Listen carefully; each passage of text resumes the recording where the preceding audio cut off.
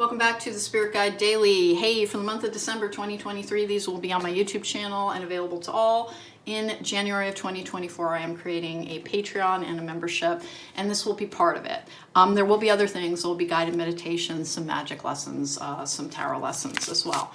But we're starting here with these Spirit Guide Dailies, which are daily energies, Monday through Friday. They are timeless and they will reach you when they're meant to. It will have usually information about your healing journey, the energies that you are facing. We have the Wandering Woods inspiration cards, Whispering Woods inspiration cards, bringing you a predictive card. And then we also have the Soul Helper Oracle card, which I really enjoy. This is the Connolly Tarot. I love it so much that I will rarely use it on clients. I just genuinely love it so much. And I don't know why, just really one of those decks I really clicked with. What's going on for the collective today? Hey guys, please don't forget, we had all these cards fall out, so we're going to take these. Three Cups in reverse. This is a card of isolation, choosing self as well, choosing to be self-protective. Let me pause for just a moment. Please don't forget to hit the thumbs up button, subscribe. That's the best way to support the work that I do here. The only way to book me is at therisingmoon.com. Knight of Cups in the upright. Something coming towards you that will make you happier. Dreams coming true. It's a romantic dreamer card as well.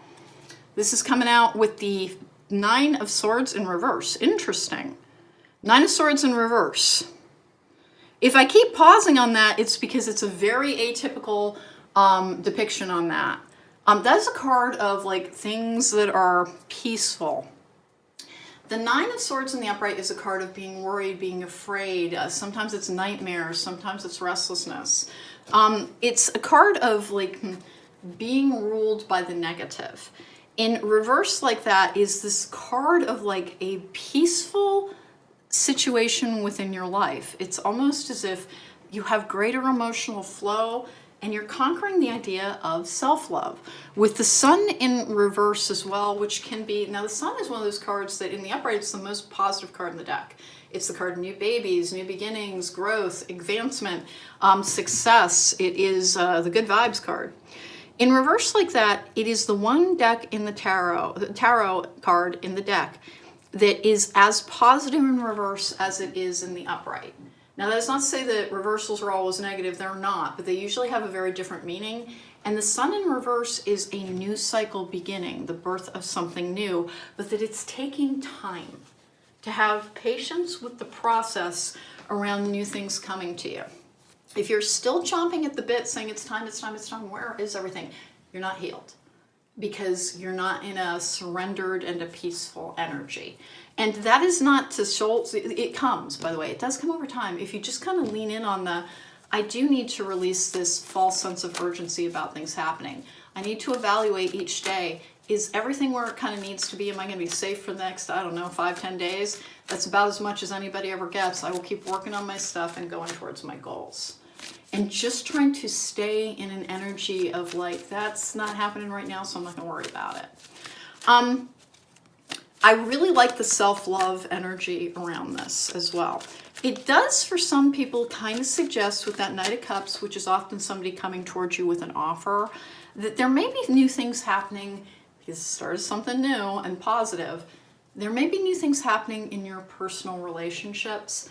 And that like, hey, please remember, if you've been on a long heart healing journey, trying to have better outcomes, that the start of relationships presents some challenges that you need to think things through carefully on the, am I over-investing in a new relationship? Do I really know this person yet? You take things slowly when you're healed because you don't want to jeopardize your emotional wellness. Dude, a partnership for the new age. It is time to welcome it. That is my sense on that. This is my, let's cover my codependent collective. Remember, I am codependent. I had to heal from it. It is not an insult. It is basically an emotional injury, usually in a formative stage, sometimes since birth, that did not teach you a good relationship to self, so you lose yourself in relationships to others. And it's almost always that you didn't have a fundamental part of your self-confidence or self-worth supplied to you by a caretaker, or it was taken away in a peered situation. So something new is coming in. Something new is coming in. And that you have to remember to be able to choose your own emotional well-being. The only problem with having healed from toxic relationships is those, like there are eternal forces behind these things they're going to try and take a run at you sometimes. And you just kind of have to be in the space where you just don't let it get to you, meaning that you're aware of it. That like, if somebody who is just like the type, by the way, your type will have changed. It is one of the ways that you can tell that you are healed, is that the same type of person doesn't really attract you any longer. That like, I guess like I also have to use myself as an example because nobody else gets in trouble. For a very long time, I had an attraction to guys who were very arrogant, quite frankly, because I didn't see them that way. I just thought they were intelligent. And it was because of some arrogance in my parents that I had never recognized. I literally was looking for a missing piece from a very bad childhood in other partners, which is totally normal and we all do it. Now that I'm aware of it, wow, it's almost the biggest turnoff to me. It was one of the biggest signs that even my physical type changed. 1, 2, 3, and 4. What have we got? And so don't be surprised. Sometimes I'll be giving somebody a reading and describing the real person to them, and they're like, I don't like that type of person. It's like, well, you will. When you're better, you're going to. Because you won't be judging somebody by criteria. Your criteria will change. You will like people based on how they treat you more than anything. Woods.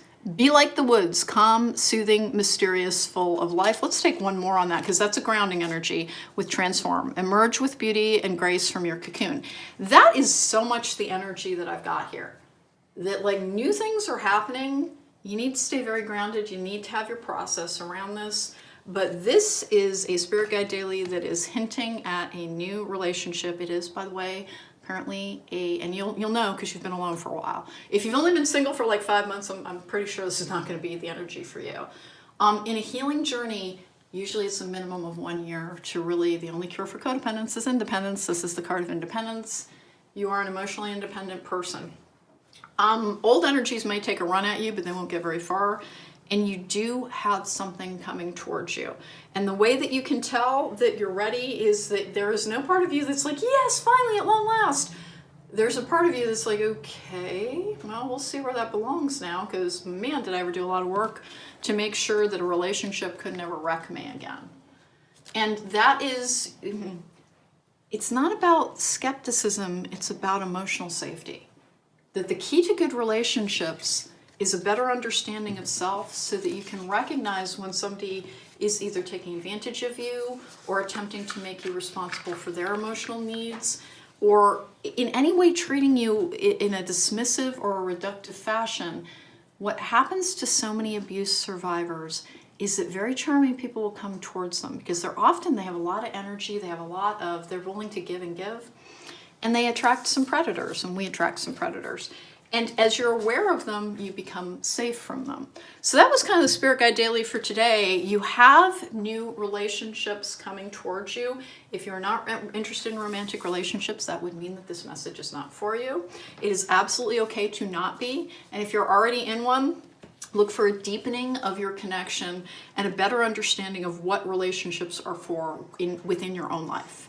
Because when you're not looking at them to complete a missing piece of you, when you're not kind of looking for your other half, there's a lot of delight in finding people that you really vibe with, and you're not in as much emotional jeopardy because if something isn't at the level you need it to be, then you step off the ride, you know?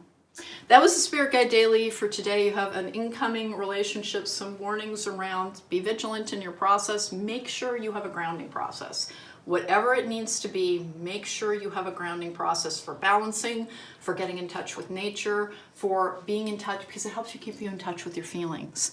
Don't get swept away in a romantic tale. Make sure that the treatment stays.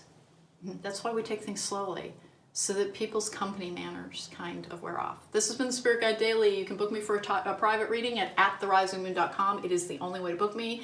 I'll never approach you in a comment section, by the way. You can find me at Logical Magic, Examining Esoterica, my podcast that helps people heal from all forms of emotional trauma, embrace their true power, and learn how to manifest the life that they want. Take care. Be well. See you next time.